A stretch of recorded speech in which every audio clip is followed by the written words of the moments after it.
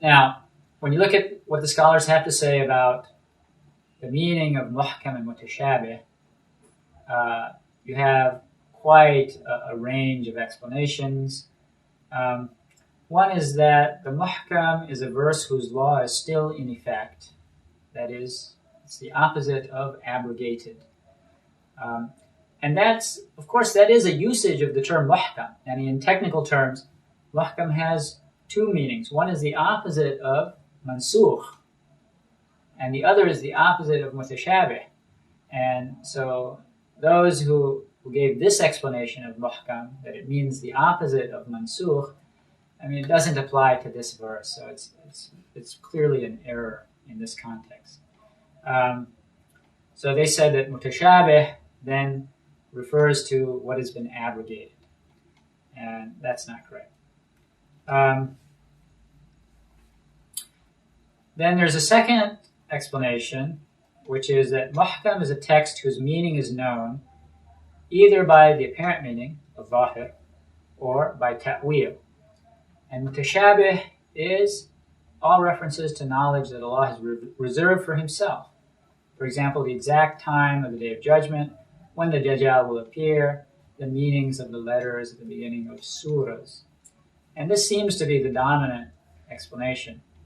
Az-Zarqani, who favors Fakhr al-Razi's interpretation, he said he criticized this view for including many ambiguous wordings in the muhkam and excluding many members from the set of the mutashaabih. And we'll come to al-Razi's explanation in a bit. A third explanation, that muhkam is a text which can only be interpreted in one way, and mutashaabih is a text which can be interpreted in more than one way. This explanation has been attributed to Ibn Abbas, and according to Az-Zarqani, this is the preferred choice of most scholars of usul fiqh. However, there's some problems with that. What that means is that muhkam and Nass are exactly the same, and that the mutashaabih would include the Zaahir as well as the Mujmal.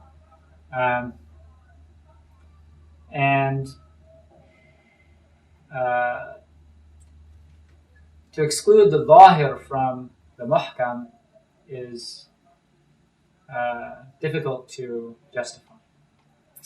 Okay, you have a fourth explanation. Muhkam is a text that can be understood by itself without reference to other texts. Now, the normal term that's used for that is bayyin. And mutashaabih is what must be referred to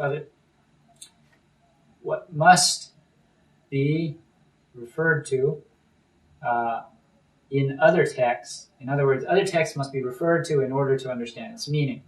And that's what's normally referred to as mujmal. And this explanation has been attributed to Imam Ahmad. And like I said, most would call this pairing bayyin and mujmal rather than muhkam and mutashaabih.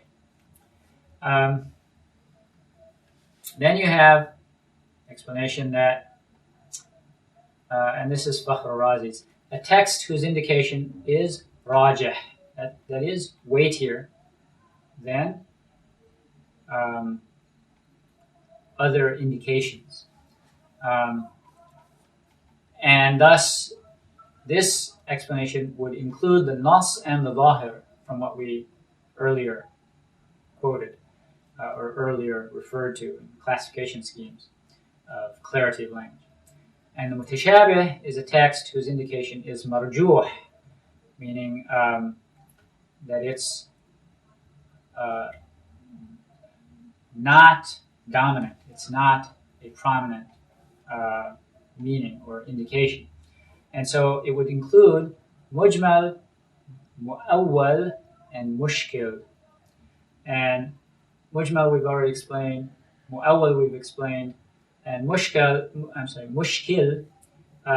in this context, according to Al-Razi's usage, is that whose apparent meaning is not intended.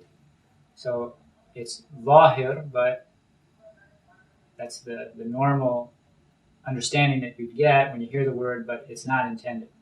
And this was the explanation that Az-Zarqani preferred over the others. Now, this gets a bit intricate, but I will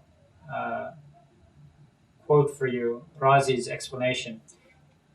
And many people will have many bones to pick with his explanation, but at least listen to it. To divert a wording from its rajih meaning to a marjuh meaning requires a separate dalil. That separate dalil may be lafzi, yani textual, that's what he's talking about here, or rational, aqli. A lafzi dalil cannot be qat'i. This is where many would differ from him, because it's open to question on the basis of the transmission of language, naql al-lughat, transmission of the aspects, awjuh, of syntax, nahu, and morphology, tasrif, the lack of homonymity, that's probably not a real word, but ishtirak, a word that's mushtarak is a homonym, and it means it has more than one meaning, and the meanings are all of equal weight or dominance.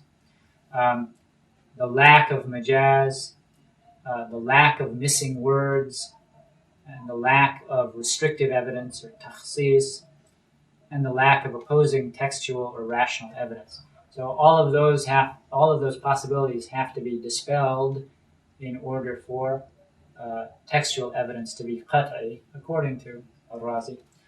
And all of that leaves such evidence dhanni. If that is accepted, which many don't accept, it is not possible to divert a wording from its rajih meaning to a marjuh meaning on the basis of a textual dalil, yani dalil lafzi, in issues of usul fiqh, and aqidah. It's not permissible to divert it from that meaning except by an incontrovertible rational dalil, that the rajih meaning is rationally impossible. When the mukallaf realizes that it cannot be the intent of Allah the Exalted, he is not in need of knowing what the marjuh meaning is. For the only way of determining that would be to pinpoint that one majazi meaning, is weightier than another, and that one ta'wil is weightier than another. That mental operation can only occur by way of textual evidence, which only indicates what it does in a dhanni fashion. And relying upon that in issues of belief is not sufficient. Therefore, the madhab of the Salaf was not to become involved in determining the intended meaning in mutashaabih texts. Here's again where some of you will have a problem. After believing that the apparent, that is the Zaahir meaning, of such texts is impossible due to the establishment of incontrovertible rational evidence to that effect. Now, you have an explanation that's pretty close to that, which is a muhkam text is one whose meaning can be understood without difficulty, and a mutashaabih is the opposite. And it includes a mushtarak, and those texts which might give the impression of resemblance between Allah's attributes and that of the creation. And that was a statement or a position taken by At-Tibi, who was a fairly early, he was like third or fourth century commentator.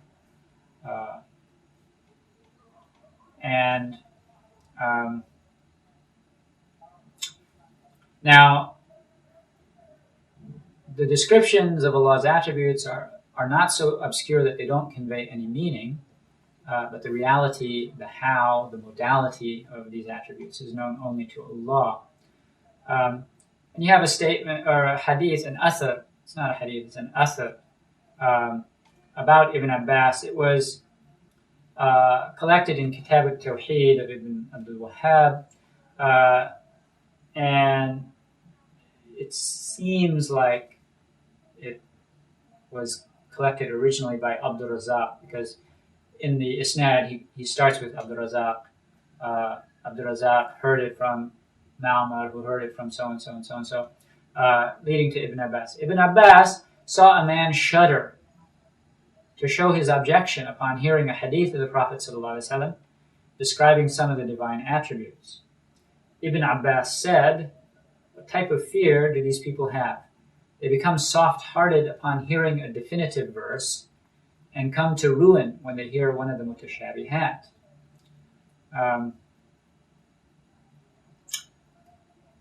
So that's an indication that Ibn Abbas understood that the mutashabihat included those verses which had descriptions of Allah's attributes. Now, Raghib al-Isfahani, who is most famous for his dictionary of the Qur'an, Mufradat of the Qur'an, in talking about al-mutashabih, he mentions three sources of tashabuh, either due to the wording, or to the meaning, or to the wording and the meaning together. And as an example, he breaks down the first category due to wording, that it may be a single word, in which case it's either because the word is unusual, like the word abban in Surah Abasa. It's talking about different types of food. And when Omar heard the verse, there's a famous narration where he was like, "What is abban?" and then he said, "Well, it doesn't matter because the context indicates the general meaning." And homonyms, which we've mentioned earlier. And Zarqani gave an example of a homonym, talking about Ibrahim, Surah Safat, verse 93, فَرَاغَ عَلَيْهِمْ ضَرْبًا بِالْيَمِينِ. Then he attacked them, striking with his right hand. And yameen could also mean strength, or it could mean an oath. And in other words, that he struck in accord with his oath, and that oath was mentioned in Surah Al-Anbiya. وَتَاللَّهِ لَأَكِيدَنَّ أَصْنَامَكُمْ بَعْدَ أَن تُوَلُّوا مُدْبِرِينَ. Verse 57, I swear by Allah, I will surely plan against your idols after you have turned and gone away. And so, exact meaning, to me, that's the second and the third meanings there are not on the same level of strength as the first. So that may be a debatable example. With regard to wording, it could be a single word. We mentioned two situations with a single word. A composite construction. The ambiguity may come about as a result of terseness. In Surah An-Nisa, أعوذ بالله من الشيطان الرجيم, وإن خفتم ألا تقسطوا في اليتامى فانكحوا ما طاب لكم من النساء مثنى وثلاث ورباع. And that's verse 3. If you fear that you will not deal fairly by the orphans, marry of the women who seem good to you, 2 or 3 or 4. There's a considerable amount left out there. Therefore, some people, the question arises. When you first read it, most people would ask, well, what's the relationship there between orphans and marriage? And that's, it's addressed to the guardians of the orphans, that if you don't think that you can do justice to them, this is related to a man who's thinking about marrying an orphan who's in his charge. And if you don't think you can do justice to them, then marry someone else. Um, and the flip side of that is if there is extra words which inject ambiguity, and or ishkal, yani the question arises, why is that extra there? And a classic example of that, laysa kamithlihi shay. If you took out the ka, which is a harf, which means like, so it's very similar in meaning to mithl. Nothing is as his likeness, is the way that Iqbal translated it. But if you said laysa mithlahu shay, the sentence would make perfect sense. And so then when you add this, in Arabic, when they make the tafsir of it, they say laysa mithla mithlihi shay. So, why was that extra harf added? Okay, it's there for a reason, but it raises question. You have to search for an understanding of why.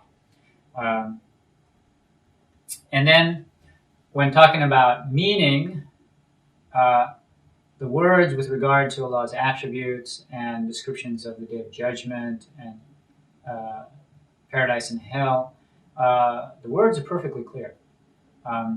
But understanding them with relation to the subjects that they're being used to describe, that's where the human mind cannot encompass the meanings.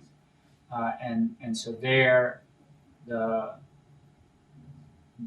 ishkal, the difficulty is not in the words themselves, but applying the words to those particular subjects, because they're completely out of human experience. And whenever we try to relate anything to something that we hear, we're trying to relate it to our experience. I mean, I heard one scholar once give the example that there was a man who was born blind, and the doctors performed an operation on him when he was adult, and they managed to restore his sight. They took the bandages off, and the first thing he happened to see was a rooster's head. And then, unfortunately, the operation failed. So he lost his sight immediately after seeing the rooster's head. So after that, whenever anybody described anything to him, he said, well, how is that compared to a rooster's head? And so, that's the way human experience relates to these descriptions of Allah and heaven and hell, etc. We're trying to relate it to our experience, and our experience can't really help us in that regard, especially when it comes to descriptions of Allah. And then the third category, where the ishkal, the difficulty, comes from the words and the meaning together.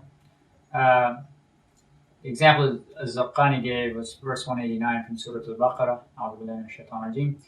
وَلَيْسَ الْبِرُّ بِأَنْ تَأْتُوا الْبُيُوتَ مِنْ ظُهُورِهَا. It is not righteousness that you go to houses by the backs thereof. And you'd have to understand the customs of the pre-Islamic Arabs in order to understand that. And even after that, like Al-Razi, when he in his tafsir of that verse, he says, well, it still seems like those explanations are lacking something. There's something there. This ayah must be saying something more than that. So it raises questions. What exactly is